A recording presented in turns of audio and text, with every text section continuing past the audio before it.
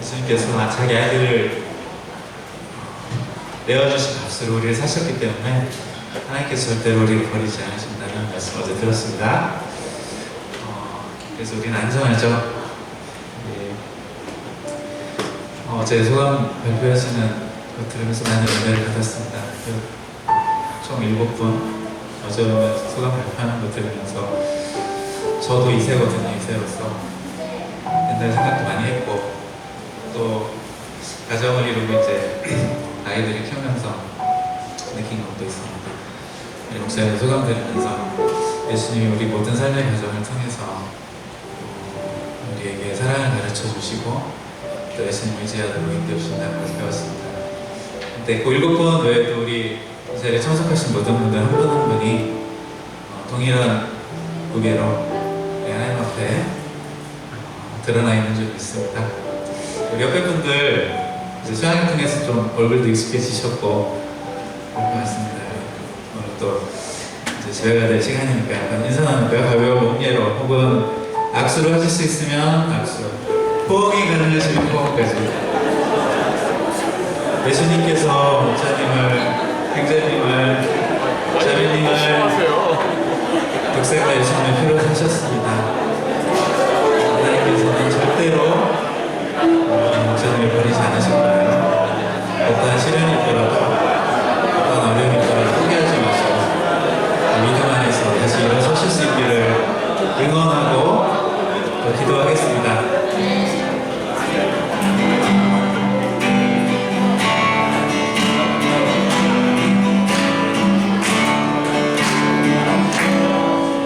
당신은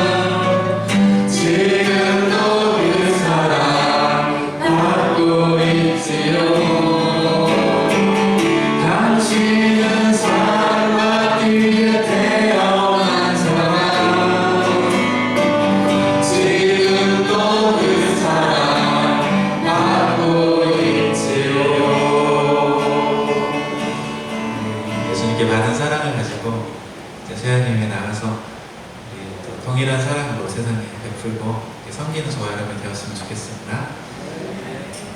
예배 말씀 전에 성표 목사님께서 또 우리 개인 말씀을 통해서 부활의 신앙을 배울 수 있도록 같이 개인적으로 묵상하는 기도를 드리겠습니다. 같이 묵상하겠습니다.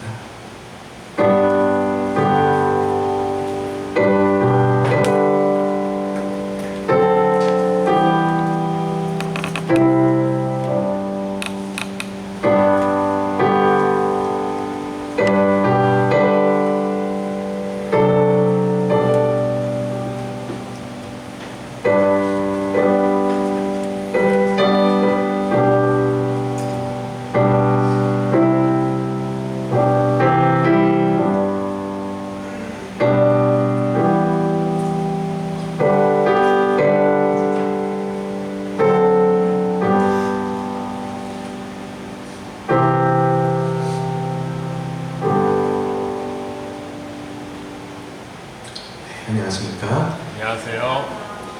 윤영수 목자님이 대표 기도하겠습니다.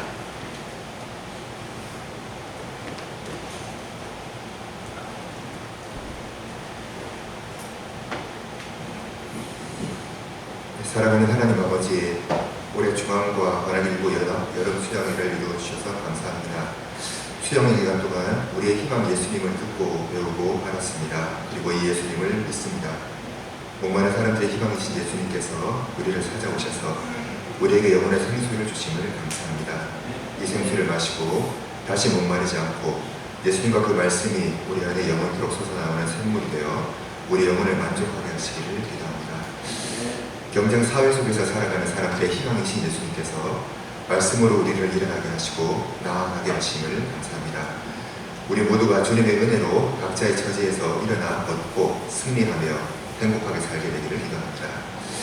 버림받은 사람들의 희망이신 예수님께서 또한 우리를 사랑하사 구원하기 위하여 자기를 구원하지 아니하시고 십자가를 지심을 감사합니다. 이 예수님께 담대히 나아가 모든 죄와 무거운 짐을 내려놓고 죄사함과 평화와 자유를 누리며 힘차게 살아가기를 기도합니다. 이제 죽은 사람들의 희망이신 구원의 주 예수님에 관한 말씀 듣기를 원합니다. 주님께서 세우신 박성필 목사님을 통하여 이 예수님을 듣고 배우며 알고 믿기를 원합니다. 박성필 목사님이 말씀을 전할 때 성령께서 함께 하시고 주님의 말씀이 저희에게 임하고 심기기를 바랍니다. 수양의 기간 동안 박혜나, 최주연, 김지혜, 정소강, 윤자승, 최지환, 김대한 목사님들이 인생소감으로 하나님의 은혜를 나누게 하심을 감사합니다. 귀한 목사님들 삶에 하나님께서 함께 하시고 하나님의 도우심과 은혜가 더욱 차고 넘치게 하여 주십시오. 복음을 맡은 자로 예배자로 살게 하여 주십시오. 하나님 아버지, 우리 대학생 성경 읽기 선교회를 통하여 이 땅에 하나님의 나라가 임하기를 기도합니다. 2041년까지 미개척 140개국이 개척되고 233개국에 10만 전문인 선교사가 파송되게 하여 주십시오. 세계대표 로너드 목사님, 한국대표 김예미아 목사님에게 우리 유대표를 섬길 지혜와 방향 주시기를 기도합니다. 로너드 목사님에게 전세계 선교사님들을 품고 기도하며 섬길 힘과 건강을 베풀어 주십시오. 이 세상과 각 나라에 일어나는 모든 일을 아시는 주님께서 유럽과 아시아, 중동 등지에서 일어나는 모든 갈등과 분쟁을 선하게 해결하여 주시기를 기도합니다. 특별히 위험한 곳에 있는 우리 선교사님들과 양들이 전쟁 중에 안전하게 하시고 필요한 것들을 얻게 하여 주십시오. 우리나라와 이 백성을 긍휼히 여겨주십시오. 안보, 경제, 외교 등 모든 분야에서 우리나라를 보호하여 주시고 이 땅의 군사적 긴장 상태가 영구적으로 해소되게 하여 주십시오. 한국교회가 세상에 대하여 다시 빛과 소금의 역할을 감당하기를 기도합니다. 하나님 아버지, 중앙과 관악일부에서 매 주일 예배 때마다 올려드리는 모든 기도를 들으시고 하나님의 선하신 뜻 안에서 이루어 주시기를 기도합니다. 이제 저희가 여름 수양의 주제 사항으로 하나님께 드리는 이 예배를 받으시고 예배 모든 순서를 통하여 하나님께서 영광 받으시기를 기도합니다. 여러 모양으로 수양을 섬긴 한 분 한 분들을 일일이 돌아보서 복주시고 수양에 참석한 우리 모두에게 이 시간 박성필 목사님 통하여 다시 한번 하나님의 말씀 주시기를 간구합니다. 예수님 이름으로 기도하였습니다. 아멘.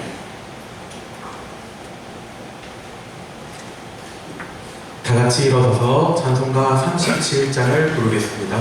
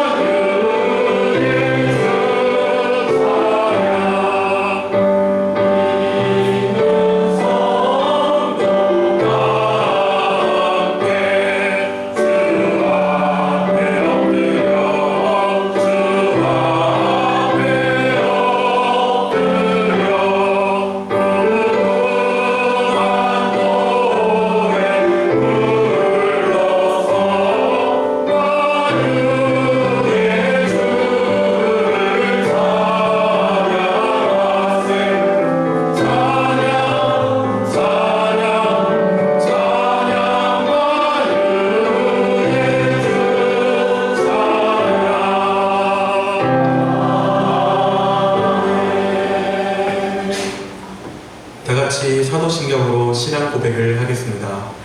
시작. 주제를 만드신 하나님 아버지가 내가 나서며 그 내 아들 우리 주 예수 그리스도를 믿사오니 이는 성령으로 잉태하사 동정녀 마리아에게 나시고 본디오 빌라도에게 고난을 받사 십자가에 못 박혀 죽으시고 장사한 지 4일 만에 죽은 자 가운데서 다시 살아나시며 하늘에 오르사 전능하신 하나님 우편에 앉아 계시사 저희로서 산자와 죽은 자를 심판하러 오시리라. 성령을 믿사오며 거룩한 공회와 성도가 서로 교통하는 것과 죄를 사하여 주신 것과 민현하시는 것과 영원히 사는 것을 믿사옵나이다. 아멘. 앉아주십시오. 오늘 본문 말씀을 읽겠습니다. 오늘 본문 말씀은 마태복음 28장 1절로부터 20절까지입니다. 저와 여러분이 한 절씩 교독하겠습니다. 안식일이 지나고 이래 첫날 동틀 무렵에 막달라 마리아와 다른 마리아가 무덤을 보러 갔다. 그런데 갑자기 큰 지진이 일어났다. 주님의 한 천사가 하늘에서 내려와 무덤에 다가와서 그 돌을 흘려내고 그 돌 위에 앉았다. 그 천사의 모습은 번개와 같았고 그의 옷은 눈과 같이 희었다. 지나던 사람들은 천사를 보고 두려워서 떨었고 죽은 사람을 가운데 갔다. 천사가 여자들에게 말하였다. 두려워하지 말아라. 나는 너희가 십자가에 달리신 예수를 찾는 줄 안다. 그는 여기에 계시지 않다. 그가 말씀하신 대로 그는 살아나셨다. 와서 그가 누워 계시던 곳을 보아라. 그리고 빨리 가서 제자들에게 전하기를 그는 죽은 사람들 가운데서 살아나셔서 그들보다 먼저 갈릴리로 가시니 그들은 거기서 그를 뵙게 될 것이라고 하여라. 이것이 내가 너희에게 하는 말이다. 너희는 무서움과 큰 기쁨이 엇갈려서 이 무덤을 떠나 이 소식을 그의 제자들에게 전하려고 달려갔다. 그런데 갑자기 예수께서 여자들과 마주쳐서 평안하냐 하고 말씀하셨다. 여자들은 다가가서 그의 발을 붙잡고 그에게 절을 하였다. 예수께서 그 여자들에게 말씀하셨다. 무서워하지 가서 나의 형제들에게 갈릴리로 가라고 전하여라. 그러면 거기에서 그들이 나를 만날 것이다. 여자들이 가는데 경비병 가운데 몇 사람이 성 안으로 들어가서 일어난 일을 모두 대제사장들에게 보고하였다. 대제사장들은 장로들과 함께 걸어오는 그때 검사들에게 물건을 많이 주고 말하였다. 예수의 제자들이 밤중에 와서 우리가 잠든 사이에 시체를 훔쳐갔다 하고 말하여라. 이 소문이 총독의 귀에 들어가게 되더라도 우리가 잘 말해서 너희에게 아무 말이나 듣지 않게 해주겠다. 그들은 돈을 받고서 시키는 대로 하였다. 그리고 이 말이 오늘날까지 유대인들 사이에 널리 퍼져 있다. 열한 제자가 갈릴리로 가서 예수께서 열어주신 산에 이르렀다. 그들은 예수를 뵙고 절을 하였다. 그러나 의심하는 사람들도 있었다. 예수께서 다가와서 그들에게 말씀하셨다. 나는 하늘과 땅의 모든 것을 받았다. 그러므로 너희는 가서 모든 민족을 제자로 삼아서 아버지와 아들과 성령의 이름으로 세례를 주고 내가 너희에게 명령한 모든 것을 그들에게 가르쳐 지키게 하여라. 보아라, 내가 세상 끝날까지 항상 너희와 함께 있을 것이다. 관악센터 중창팀의 특송이 있겠습니다.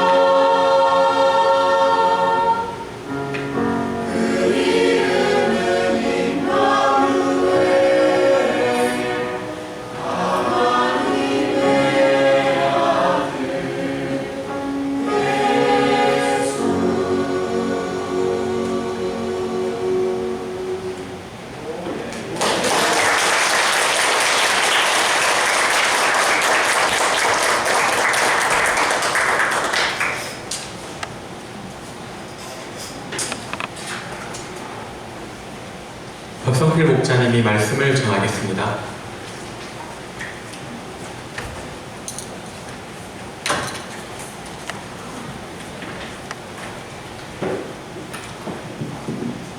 안녕하세요. 네, 아름다운 찬송을 감상하면서 메시지를 전하는 이 행복을 어떻게 표현할지 모르겠습니다.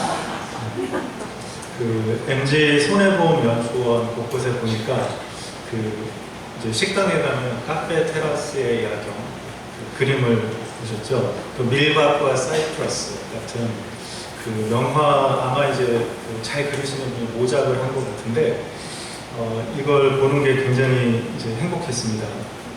그런데 이 건물을 장식하고 있는 그 명작 중에서 최고의 명작은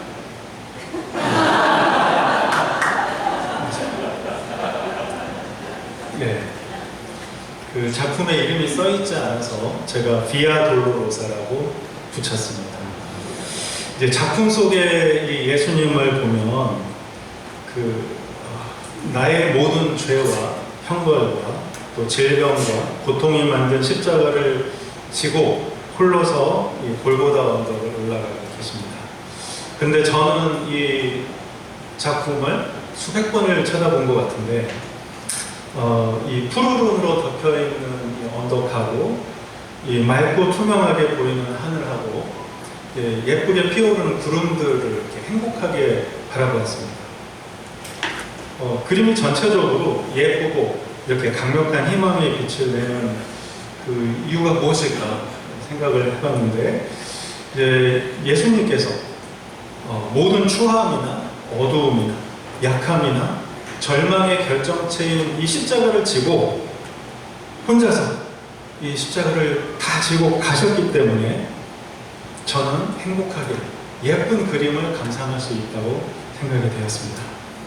나를 가장 행복한 사람으로 만들기 위해서 주님은 스스로 세상에서 가장 불행한 사람이 되셨다는 생각을 하게 됐습니다.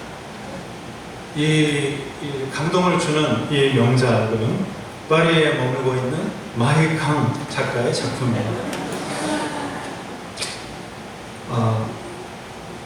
오늘 말씀의 요절이 6절인데 6절을 같이 읽고 기도하고 시작하겠습니다.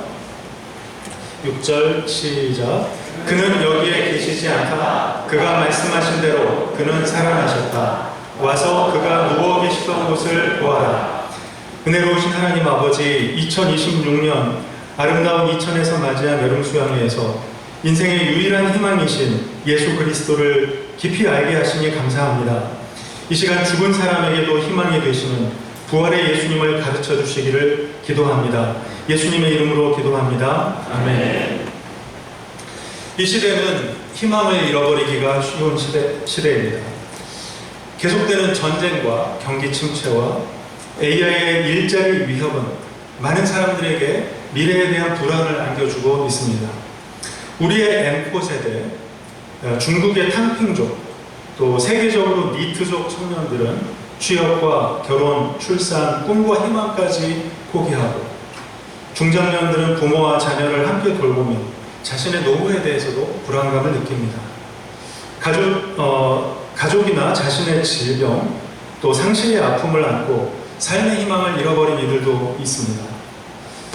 그러나 인간의 모든 희망을 한 번에 무너뜨리는 절망의 지장체가 있습니다. 바로 죽음입니다. 죽음 앞에서는 인간의 지혜, 재산, 권력이 아무런 힘을 쓰지 못합니다. 반도체 주식도 성과급도 죽음 앞에 도움이 되지 못합니다.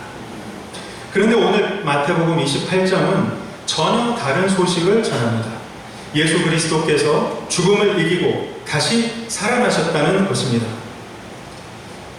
이것은 정말로 믿을 수 있는 이야기일까요? 시카고 트리뷴의 기자였던 리 스트로벨은 철저한 무신론자였습니다. 어느 날 아내가 예수님을 믿게 되자 그는 기자이자 법률가의 시각으로 기독교를 무너뜨릴 수 있는 증거를 찾기 시작했습니다. 약 2년 동안 복음서와 역사 자료를 조사하고 또 여러 전문가들을 인터뷰한 끝에 그는 예상과는 정반대의 결론에 도달했습니다. 예수님의 삶과 죽음, 부활에 관한 증거가 너무나 강력하다는 것입니다. 결국에 그는 예수 그리스도를 믿게 되었고 그 과정을 예수 사건이라는 책에 담았습니다. 이제 74세인 그는 예수님의 역사적인 실존과 부활을 전하는 목회자가 되었습니다. 잠시 리 스트로벨의 마음으로 마태복음 28장을 함께 살펴보려고 합니다. 제1장 부활의 새벽. 안식일이 지나고 한 주의 첫날이 밝아오고 있었습니다. 아직 햇빛이 세상을 환하게 비추기 전에 막달라 마리아와 다른 마리아, 예수님이 묻히신 무덤으로 걸어가고 있었습니다. 그들의 발걸음은 무거웠습니다. 불과 며칠 전까지만 해도 예수님과 함께 갈릴리와 예루살렘을 다니며 병든 사람들이 고침을 받고 하나님 나라가 선포되는 모습을 보았습니다. 예수님이야말로 메시아라고 믿었습니다. 그러나 이제 모든 희망은 십자가 위에서 끝난 것처럼 보였습니다.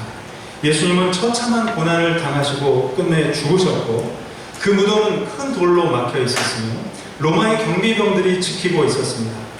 여인들이 할 수 있는 마지막 일, 향유를 가지고 가서 주님의 시신을 정성껏 모시는 것뿐이었습니다. 그런데 인간의 희망이 끝났다고 생각한 바로 그 자리에서 하나님의 역사가 시작되었습니다. 큰 지진이 일어나고 주님의 천사가 하늘에서 내려와 무덤을 막고 있던 돌을 굴려내고 그 위에 앉았습니다.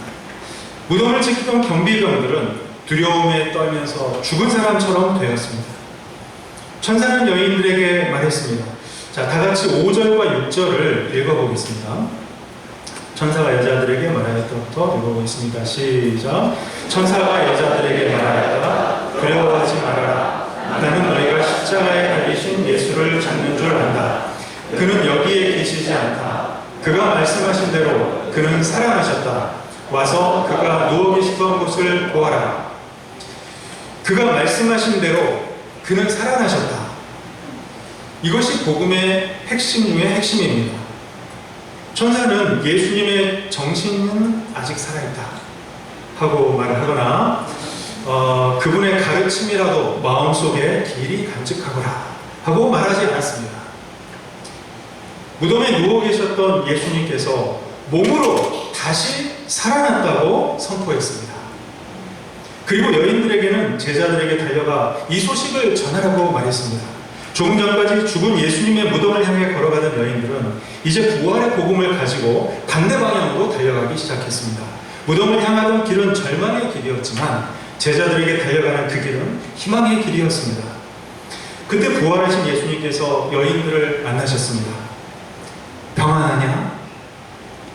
여인들은 예수님의 발을 붙잡고 경배했습니다. 예수님은 다시 말씀하셨습니다. 두려워하지 말아라. 가서 나의 형제들에게 갈릴리로 가라고 전하라. 거기에서 그들이 나를 보게 될 것이다. 예수님 자신을 버리고 도망쳤던 제자들을 나의 형제들이라고 부르셨습니다.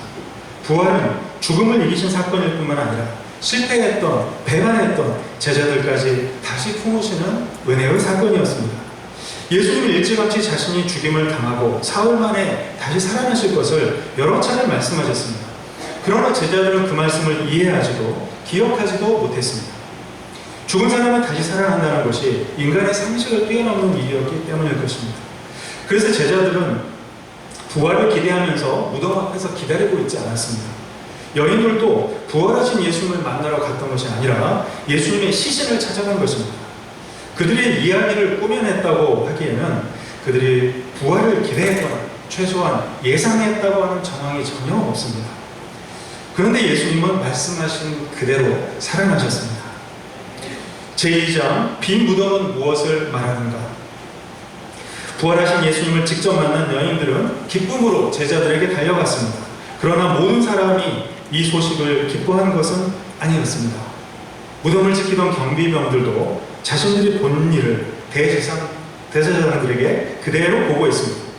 그들은 큰 지진이 일어나고 천사가 내려와서 돌을 굴려내는 장면을 눈으로 목격을 했고 두려움에 떨면서 죽은 사람처럼 쓰러졌습니다. 그런데 종교 지도자들은 이 사실을 듣고도 부활을 받아들이지 않았습니다. 오히려 군인들에게 돈을 주면서 이렇게 말했습니다. 자, 제자들이 밤에 와서 우리가 잠든 사이에 시신을 훔쳐갔다고 말해라. 이 이야기는 겉으로는 그럴듯해 보이기도 하지만 조금만 생각해보면 여러 가지 모순을 안고 있습니다.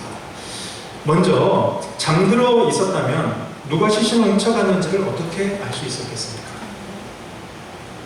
잠든 사람이 범인을 보았다고 증언을 할 수는 없습니다. 또한 로마 군인들이 근무 중에 잠이 드는 것은 매우 무거운 죄였습니다. 정말로 잠들었다면 그들은 무거운 처벌을 군 형법에 의해서 처벌을 받아야 했습니다. 그런데 그들은 처벌은커녕 돈을 받고 거짓 증언을 했습니다. 무엇보다도 예수님의 시신만 찾았으면 부활의 논쟁은 그 자리에서 끝이 났을 것입니다. 예루살렘은 예수님의 십자가에 못 박히신 곳이었고 장례도 그 근처에서 치러졌습니다.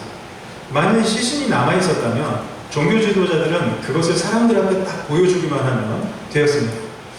그러나 끝내 예수님의 시신은 제시되지 못했습니다. 결국 이 빈 무덤은 설명이 필요한 역사적인 사실로 남았습니다. 여기에 더해서 성경 밖의 역사 자료들도 예수님의 십자가 처형과 초대교회의 부활신앙을 증언합니다. 유대 역사가 요세푸스와 로마의 역사가 타케투스는 예수님의 존재와 처형을 기록하였고, 또 성경에서 사도 바울은 고린도전서 15장에서 부활하신 예수님을 본 수백 명의 증인을 언급합니다. 바울이 그 편지를 쓰던 당시에 그 증인들은 상당수가 생존해 있었습니다. 이는 부활신앙이 오랜 세월 뒤에 만들어진 어떤 신화나 전설이 아니라 사건 직후부터 선포되었던 복음인 것을 보여줍니다. 그런데 가장 강력한 증거는 따로 있습니다. 바로 제자들의 변화입니다. 예수님이 체포되셨을 때 제자들은 모두 도망갔습니다. 베드로는 3번이나 예수님을 모른다고 부인했고, 제자들은 문을 걸어 잠근 채 두려움에 떨면서 숨어 있었습니다. 그런데 얼마 지나지 않아서 그들은 완전히 다른 사람이 되었습니다. 예수님이 살아나셨다고 담대히 선포를 했고, 박해와 감옥에 갇히는 것과 심지어 죽음 앞에서도 자기들의 증언을 거두지 않았습니다. 이 사람은 거짓말 때문에 손해를 볼 수는 있고, 또 그런데 자신이 거짓이라고 알고 있는 그런 그 이야기가 있다면 그것을 위해서 평생을 바치고 목숨까지 내놓지는 않습니다. 제자들의 변화는 그들이 실제로 부활하신 예수님을 만났다 하는 그 사실을 가장 강력하게 보여주는 증거 가운데 하나입니다. 그래서 우리는 부활을 막연한 신화 또는 아름다운 상징으로 믿는 것이 아닙니다. 예수님의 부활은 역사 속에서 실제로 일어난 하나님의 사건이고, 우리의 믿음은 그 역사적인 사실 위에 세워져 있습니다. 저의 개인 드라마 응답하라 1987 박성필 편에서도 예수님의 부활의 증거가 발견됩니다. 1987년은 저의 대학 신입생 때, 저와 저의 동역자 대학 신입생 때였습니다. 역사적으로 6월 항쟁, 6.29 선언이 있었고 대한민국 현행 헌법이 제정되었던 때입니다. 그런데 저의 1987년은 아름다운 시절이 아니고 10대 이후에 지속된 부모님의 불화와 정욕과 각종 죄악으로 제가 삶의 희망을 잃고 방황했던 시절이었습니다. 해나가 모르는 아빠의 찌질이 시절이었습니다.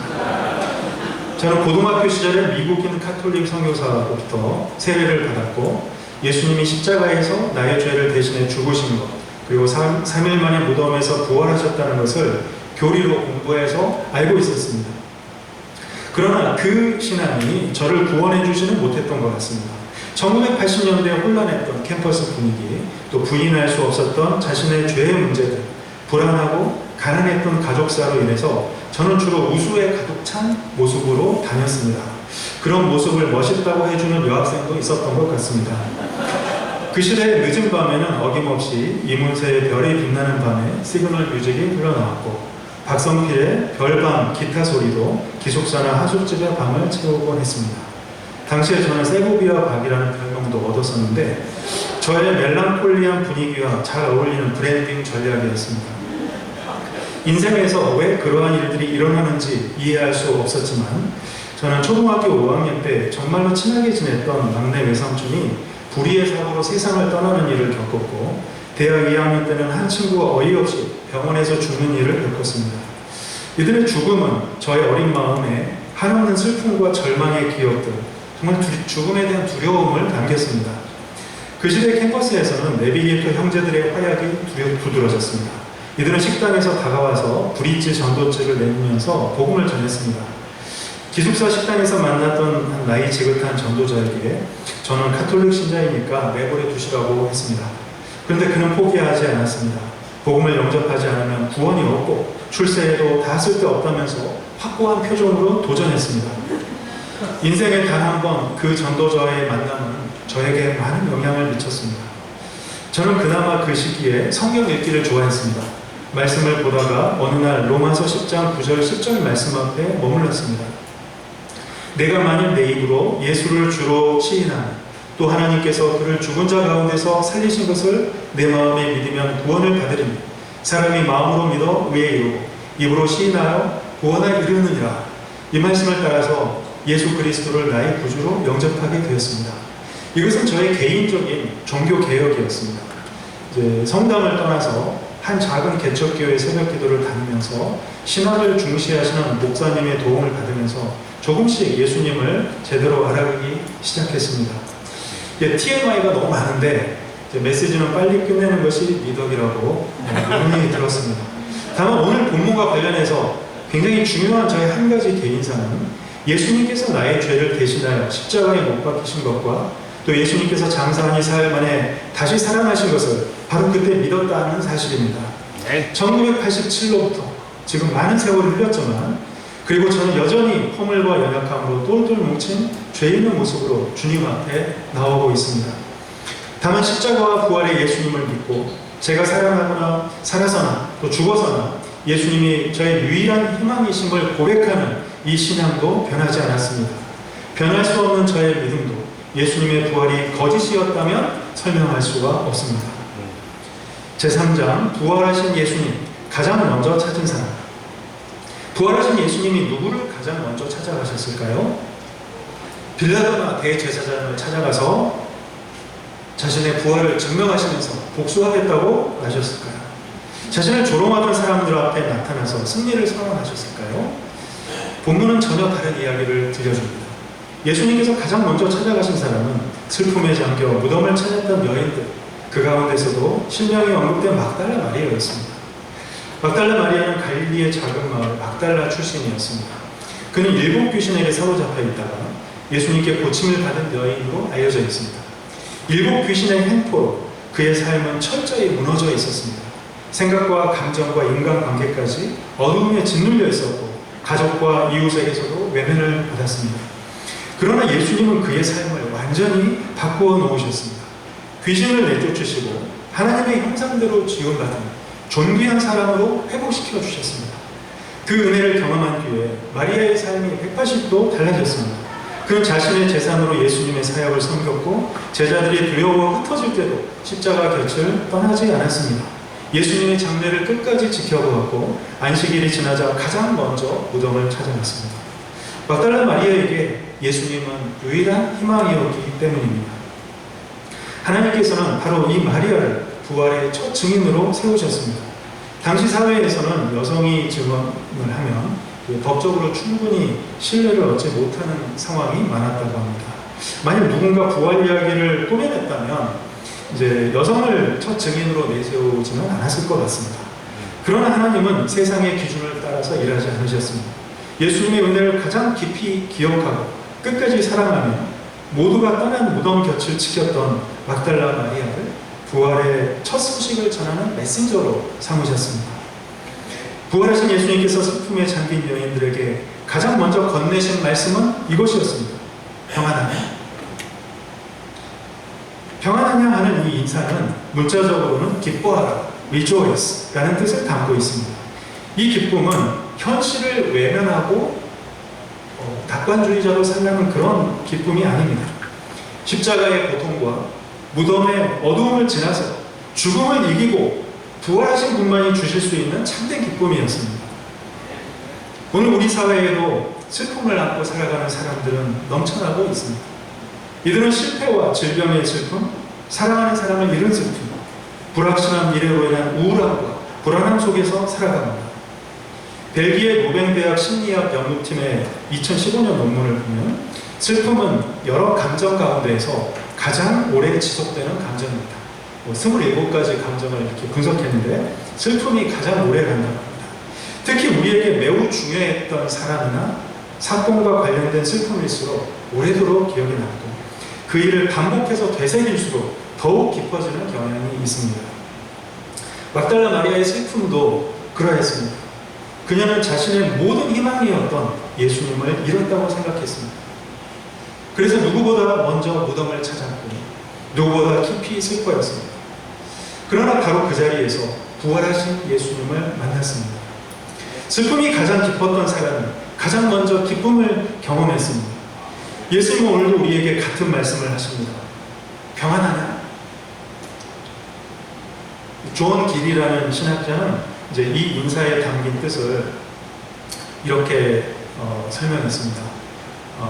영혼과 육체의 모든 평안과 현세와 영혼에 이르는 모든 복이 너희와 함께하기를 바란다. 저는 2016년에 이하선 종양으로 대만의 창화 기독교 의원에서 몇 시간에 거친 큰 수술을 받았었습니다. 몇 해 동안 이 질병으로 인해서 정신적으로 육체적으로 많이 힘든 기간을 보냈었습니다. 수술을 집도했던 천무원 교수님은 수술하는 날 새벽에 저의 병상에 찾아와서 저의 손을 붙잡고 기도했습니다. 저에게 수술 잘하는 능력을 주셔서 감사합니다. 그러나 하나님의 손으로 이 수술을 주도해 주시고 프로페서 박이 한국에 돌아가서 행복하게 살게 해 주십시오. 생각해보니 부활하신 예수님은 그때에도 저에게 평안하냐 인사하시며 찾아오셨었습니다. 사도 요한도 장로 가이오를 그렇게 축복했습니다. 사랑하는 이여, 나는 그대의 영혼이 평안함과 같이 그대에게 모든 일이 잘되고 그대가 건강하기를 빕니다. 부활하신 예수님은 자신을 가장 사랑했다고 자부했던 제자들이 아니라 가장 슬퍼하고 있던 사람을 먼저 찾아가셨습니다. 그분은 오늘도 희망을 앗아가는 이 시대에 지치고 슬퍼하는 우리 각 사람에게 찾아오셔서 말씀하십니다. 평안하냐? 제4장 부활 신자의 라이프 스타일. 예수님의 부활은 2000년 전 일어난 역사적 사건으로 끝나지 않습니다.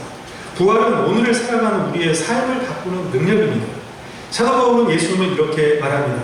그러나 이제 그리스도께서는 죽은 사람들 가운데서 살아나셔서 잠든 사람들의 첫 열매가 되셨습니다. 첫 열매가 있다는 것은 무슨 뜻인가요? 뒤 열매도 있다는 뜻입니다. 예수님의 부활은 그분만의 사건이 아니라 예수님을 믿는 모든 사람에게 나타날 미래입니다. 그래서 그리스도인은 죽음을 인생의 마지막이라고 생각하지 않습니다. 죽음은 끝이 아니라 하나님께서 약속하신 새로운 생명으로 들어가는 문입니다. 이 소망이 있기 때문에 우리는 세상의 어려움 속에서도 낙심하지 않습니다. 병이 찾아와도 실패를 경험해도 사랑하는 사람과 이별하게 되어도 우리의 소망은 사라지지 않습니다. 부활은 미래의 약속일 뿐 아니라 오늘 살아가는 힘이 됩니다. 사도 바울은 이렇게 권면합니다. 그러므로 나의 사랑하는 형제자매 여러분, 굳게 서서 흔들리지 말고 언제나 주님의 일을 더욱 많이 하십시오. 여러분은 주님 안에서 하는 수고가 헛되지 않은 줄 압니다. 세상에는 헛된 수고